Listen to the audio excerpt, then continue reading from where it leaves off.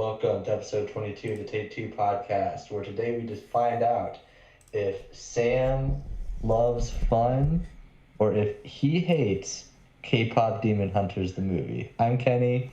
This is Sam. Sam, how are you? I'm doing good. I feel like that was a really loaded question.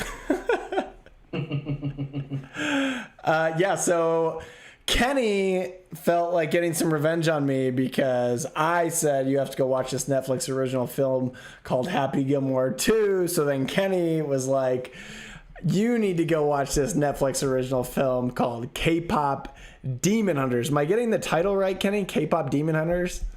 That is correct, yes. Okay, before I watched this movie, before you even recommended it to me, multiple times throughout the week, this is going to sound strange, but I was around kids. Not my own.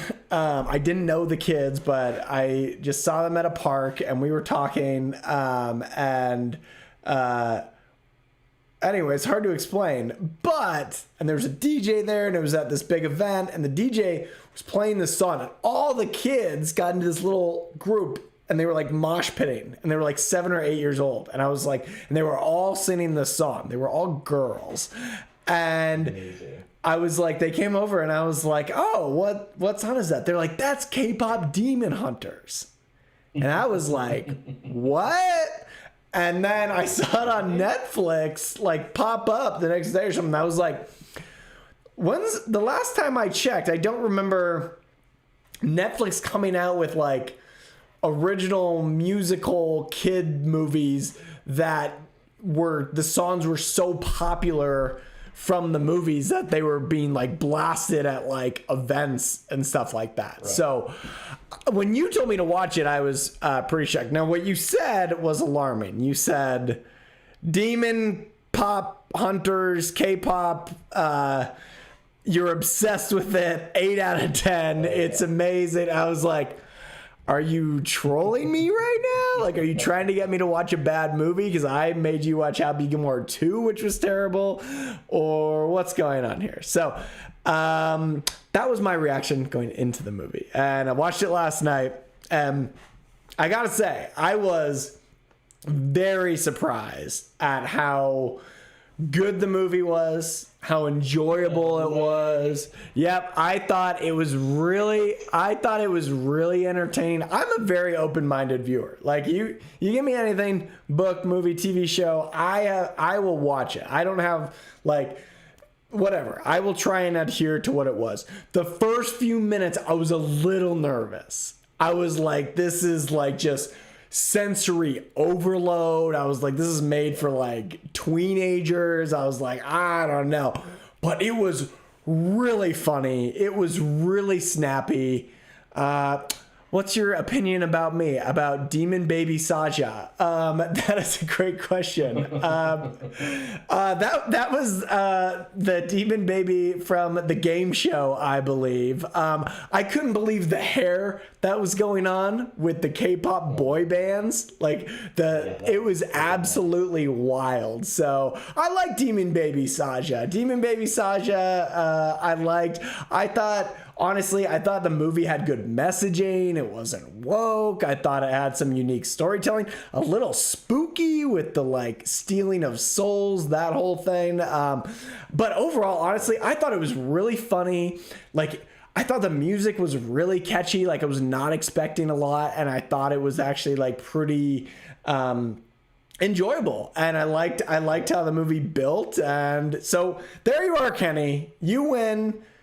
I liked K-pop Demon Hunters. I don't know what timeline we're on where I'm saying those words, but there it is. We were officially on a better timeline than we were a few weeks ago when we talked about Happy Gilmore 2. We are now on a slightly less dumb timeline, so that's amazing. Christmas came early. I am thrilled that you also thoroughly enjoyed this movie. So I've now watched this movie 2.5 times. So Jen and I had started watching it. We've had crazy few weeks at work where we've, and sort of just like, okay, like, and we caved. I know I've said it on the pod many times not to do this, but Jen and I were like, okay, we're going to do a second screen. We're going to do a second screen movie where we're going to work and we're going to watch a movie. So we turn on this K-pop Demon Hunters thing, and we're watching it. And I'm like, okay, yeah, this is pretty good. Like, whatever. And then I had some buddies had flown into town, and I was like, hey, I want to finish this movie. And so me, my buddy Dylan, Josh wasn't there at the time, but we were watching this movie, and we're just like looking at each other, and we're like, is this like actually good? Like, because I felt the same way at first. I was very hesitant at the movie, and then as it kept on going, like just how kinetic the movie is, how the music it really is, because the music is super fun and catchy or whatever, but the music tied with the movie in terms of like even how like the fight sequences are all to music, and it's all about the music there, or just even I'm not honestly very familiar with K-pop culture. I know what I know purely from cultural osmosis when it comes to like BTS, but yeah, I know BTS. That's it. I know BTS. Right. That's it. Like we know like one of the top 3 most famous artists in the entire world. So I don't really think it's saying a whole lot. But the movie is just so incredibly fun. I do think it was interesting. I was like, man, why is this movie like really catching on? Like, why is it doing so well? And it's also coming off of like, is Netflix all of a sudden on a heater now because they had Happy Gilmore? Whoa. Hey, first off, let's give a quick shout out to Demon Baby Saja for following us on Twitch. That's awesome.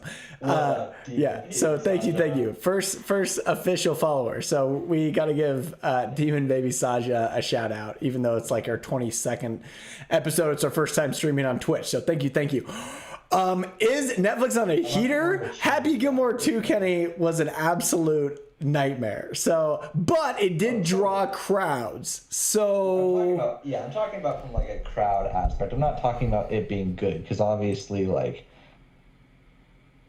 it's just easily one of the worst movies. Like, I watched Happy Gilmore 2, and then a few days later watched the new War of the Worlds movie on Amazon with Ice Cube, and they are almost equally as bad.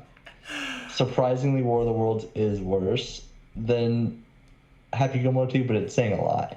I do think that's just like something that I was kind of processing, and like, you know, talking to other people about the movie and listening to other people in the space talk about the movie. A lot of what I'm hearing, a lot of what I'm experiencing is there just really hasn't been a lot of animation this year.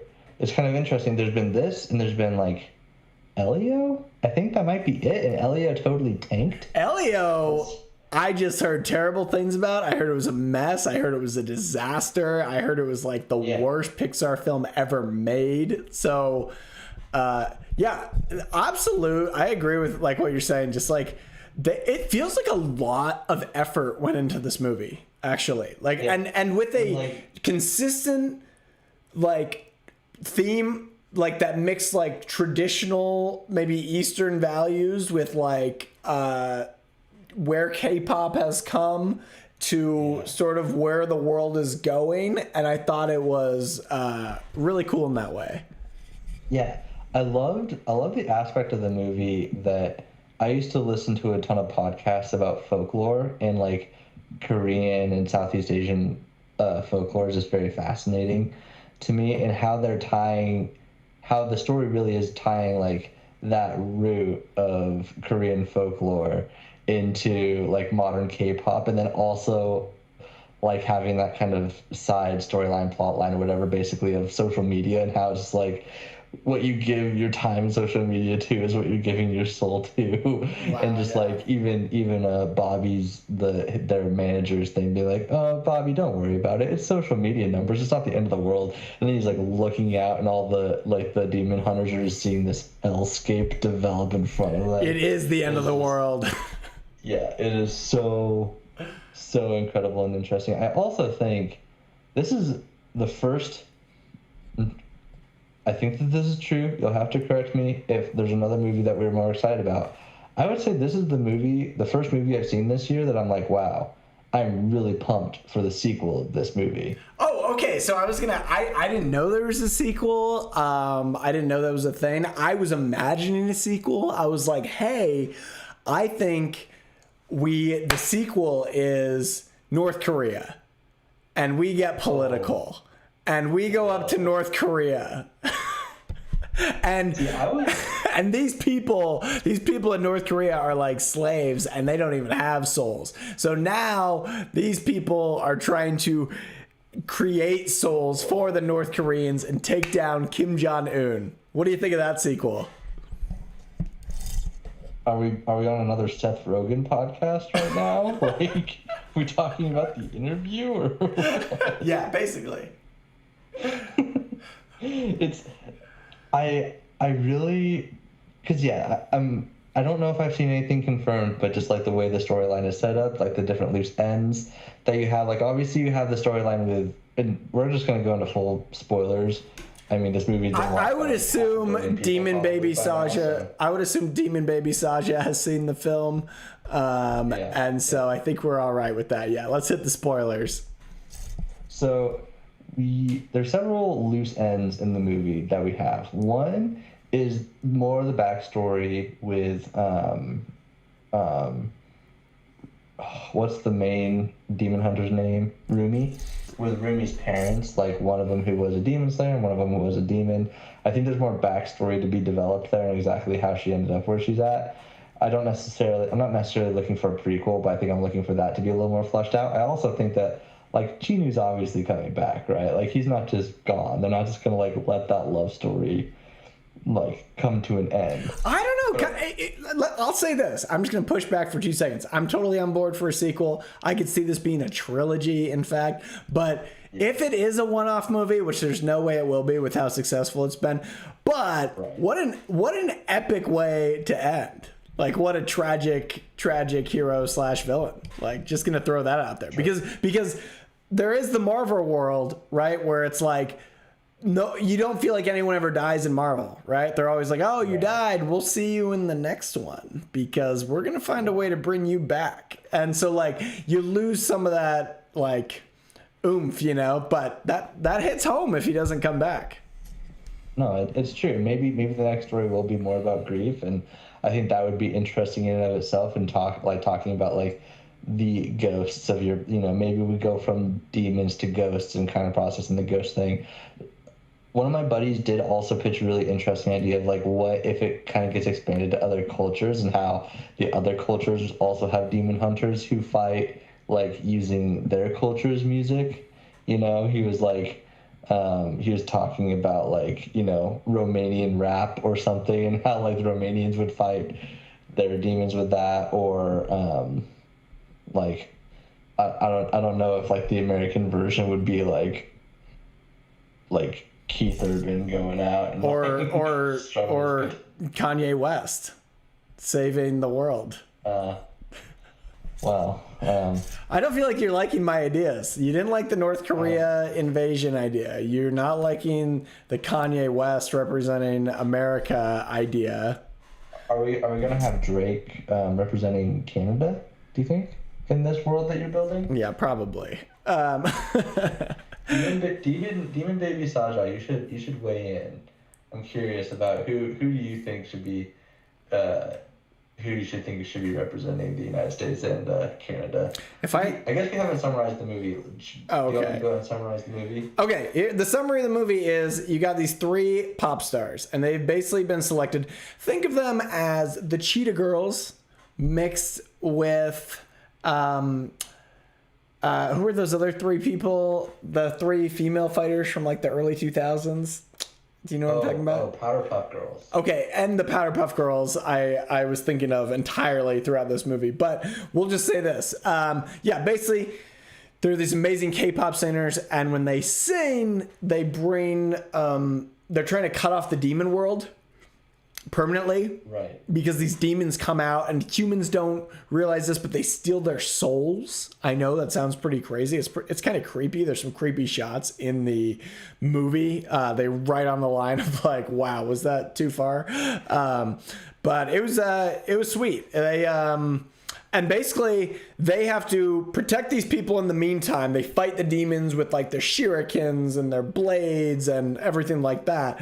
But their ultimate goal is to create enough amazing K-pop music to seal off the demon world forever so everyone can keep their souls and be happy. And what happens is they're very close to sealing it off, and basically the devil in hell, in the spirit world, sends these people off, these 5 demons, to go be a K-pop boy band to try and slow them down and take the spotlight from them so this thing can't seal off. So it's kind of fun. It's cool seeing a K-pop girl band. It's cool seeing a K-pop boy band. Both of them make awesome music. The dancing's fantastic. The style's fantastic. And then we have some love interest between the 2 main characters.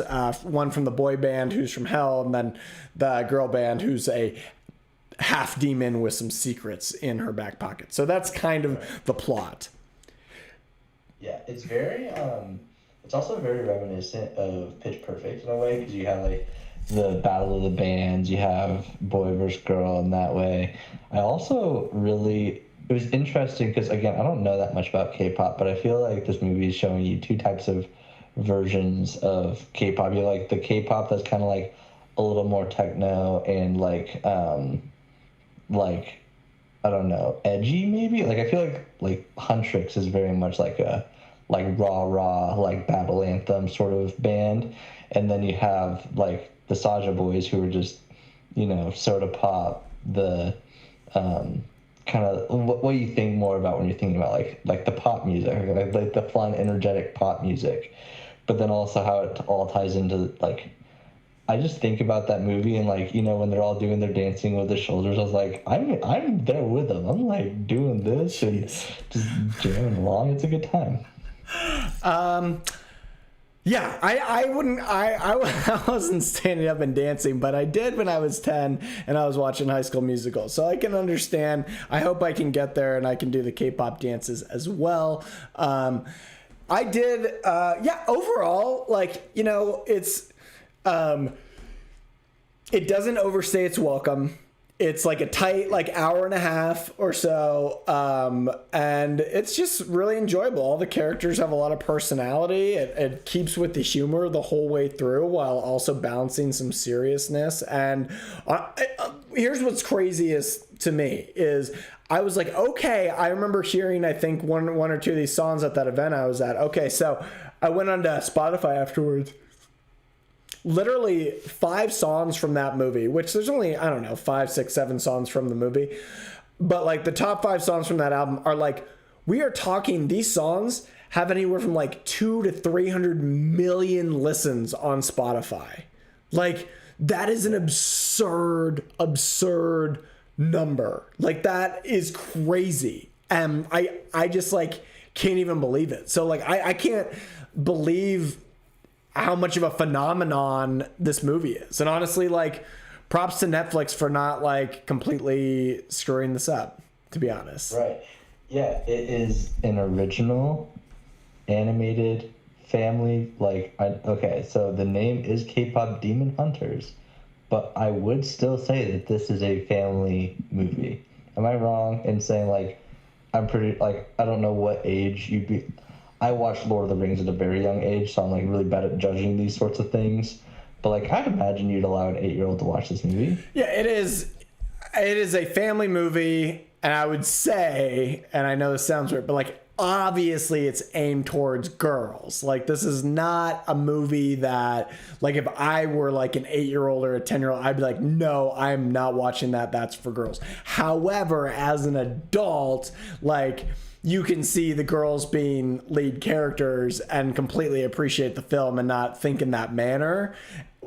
Which is why, like I said, I was at this event and there were like 15 girls jumping up and down singing this song. There were no boys doing that. But like, that's not to say like, yeah, it's still a total like family film, but definitely aimed, I would say, at like kind of teenagers. But anyone, I think, could enjoy this movie if they could open themselves up to what it is. And it's really unique. It's like it's just as simple of a concept as it is unique of a concept. So it's like you have to buy in. You have to be like, hey, I'm going to get on board with the fact that these K-pop singers singing music is healing the world and sealing off the demon world, and we also fight them in the meantime. If you can't get behind that, if you're too like pretentious to get behind that, you're going to be like, that's a kid's movie. Like, I know someone who's a very smart person.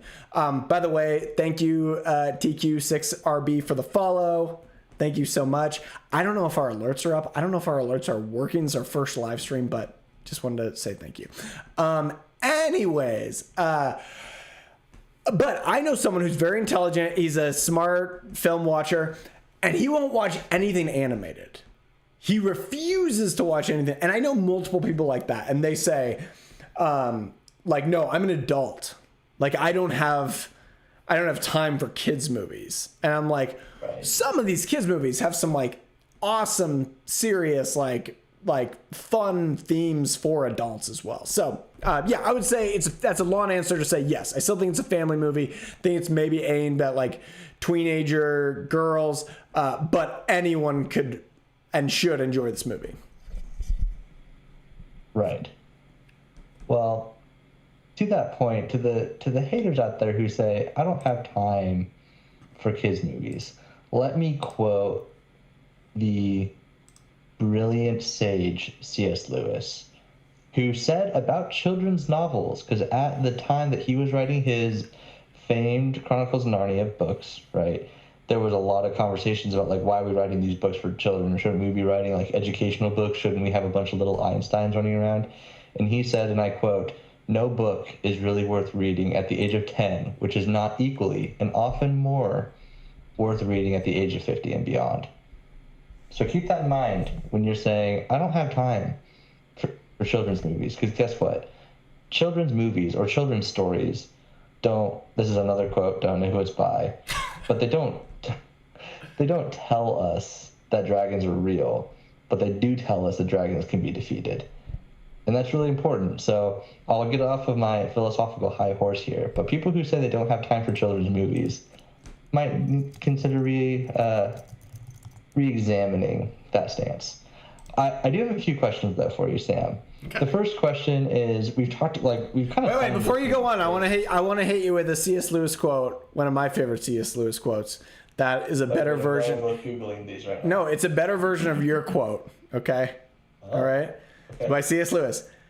And I love this quote. I couldn't remember exactly how it said, so I had to look it up, but I have a t-shirt with it on, with this quote on it. It says, someday you will be old enough to start reading fairy tales again. I love that. Yeah. I love that. So good. Okay, sorry. Give me your question. I'm here. I'm ready for it. No, I just had chills with that quote. I know. That quote hits hard. It does. It totally does. Yeah. So we've been seeing this movie's praises, right? But let's kind of dive into it. Let's be a little more analytical, a little more critical. What would you say, like, if you're looking through these movies, what are the movie's flaws? Let's kind of pick it apart here.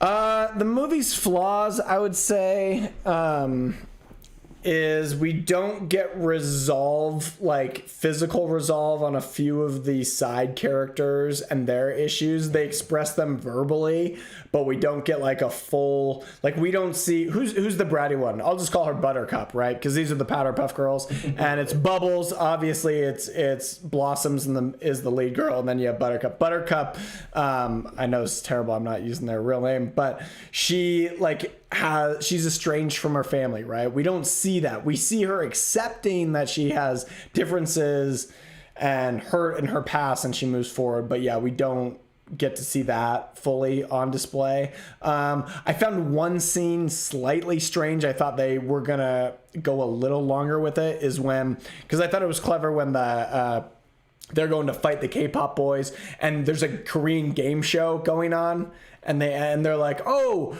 let's invite them and let's play. And I thought we were going to get to see some funny or some fun like game show stuff back and forth, but it just ended with them like going down the slides and everyone being like, oh, that hurts my ears. And then it just like ended. And I was like, that was a little strange. So I would say maybe those are some of the main things from me. But, you know, I'm kind of in the same boat as you. I know, spoiler alert, you told me that you thought this movie was a 8 out of 10, correct? 4 out of 5. And I'd probably say the exact same thing. Like, I've got no argument there. Like 8 out of 10. I don't know that it's it's hard because you watch it, you enjoy it, but it's just not at that, I don't feel like 9 out of 10, 10 out of 10 level. And that's totally fine. But it brings originality, it brings fun. So like, I guess those are my little nitpicks, and normally I'm way more nitpicky, but that's pretty much it. What were your problems with it, if any? Yeah, I think it's really not a problem that I have with the movie. Obviously, a lot of it is kind of like derivative and like linking back to other things. Like we talked about the Powerpuff Girls, we talked about Pitch Perfect, even like the you know, the stereotypical meet cute, but it all really works in the story. I think it's because it's kind of creating a fairy tale and it's supposed to be kind of archetypical, so I don't really hold it against it. I do think I agree with you that there are like certain plot points that aren't tied up is one of the reasons why, and I need to Google this. I'm sure they've already announced that they're doing sequels, but one of the main reasons I think why is because there's so many like plot, like there's so many hanging threads that you can kind of go back and pull back together. But yeah, I mean, obviously it's like this movie is not something that you can compare to like a Paul Thomas Anderson movie, which I've actually watched a few of now, so I can say this, where it's just like it's not like a comparable thing, but this is just a movie, like to your point, that it's an 8 out of 10 in terms of how much worth your time it is. I think it's worth people's time.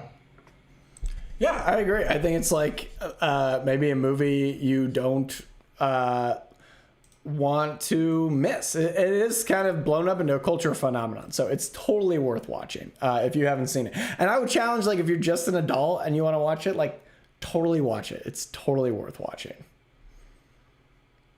Yeah. And that's pretty much all we got on K-pop, right? Like K-pop Demon Hunters, like solid 8 out of 10, not too many complaints, and a fun movie to be surprised by. You can watch it by yourself, you can watch it with a spouse, family members, whatever. So, yeah. I guess we can talk about anything else that you want to talk about while we're here, Kenny. Yeah, I mean, I'm currently in Charlotte, North Carolina. It is 10:25 p.m. I'm tired. It's a little humid outside. Yeah, so Kenny's got to go to sleep soon. I watched Weapons. I don't want to spoil that too much, but I went and saw Weapons in theaters.